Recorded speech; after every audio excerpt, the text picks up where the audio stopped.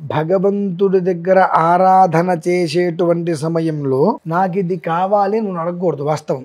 కానీ ఖచ్చితంగా అడగవలసినవి 4 ఉంటాయి. ఆ 4 లేకపోతే మనిషికి జీవితం లేదు. ఆ 4 మనిషి ప్రాణానికి మానానికి సంబంధించిన విషయాలే. రెండవది ఐశ్వర్యం.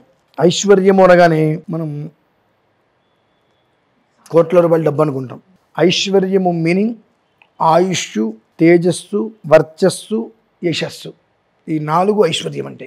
ఆయుష్తో పాటుగా అతని యొక్క కుటుంబం ఎప్పుడూ కూడా సుఖ సంతోషాలతో ఉంటూ చక్కటి సంతానంతో తన యొక్క ముఖ కవలికలు కాంతివంతంగా ఉండటం.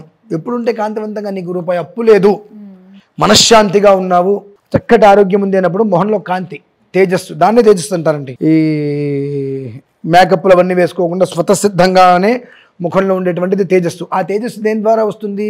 నీకు చక్కటి సంతానం కలిగింది, యశస్సు. అలానే నీకు రూపాయి అప్పు లేకుండా 5,000 నోట్లోకి వెళ్తున్నాయి, అప్పు నీకు ఇవి వచ్చినట్టు. ఐశ్వర్యం అంటే మూలం అది.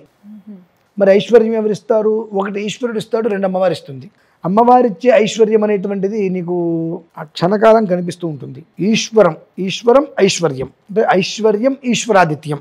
ఐశ్వర్య ప్రదాత ఈశ్వరుడు. ఇక్కడ ఆదిత్యం ఎందుకు వచ్చిందండి అంటారు. ఇందాక ఆయన ఆరోగ్యాన్ని ఇస్తున్నాడుగా, ఆరోగ్య ప్రదాత ఆయనే కదా, దానికి మూల పురుషుడు ఈశ్వరుడు. కానీ ఆరోగ్యము ఆయుష్ రెండిట్లో ఇచ్చేటువంటి వాడు భాస్కరుడు. మండలాంతర్గతంగా శివుడు. అందుని ఈశ్వరాదిత్యం అన్నాం. ప్రధానంగా ఐశ్వర్య ప్రదాత ఈశ్వరుడు, ఐశ్వర్య మూలం అమ్మవారు. ఈశ్వరారాధన చేయటం వలన కలిగేటువంటి ఐశ్వర్యం తరగదు ఎప్పటికీ. అమ్మవారిని ఆరాధించటంలో కొన్ని అనర్థాలు ఉంటాయమ్మ.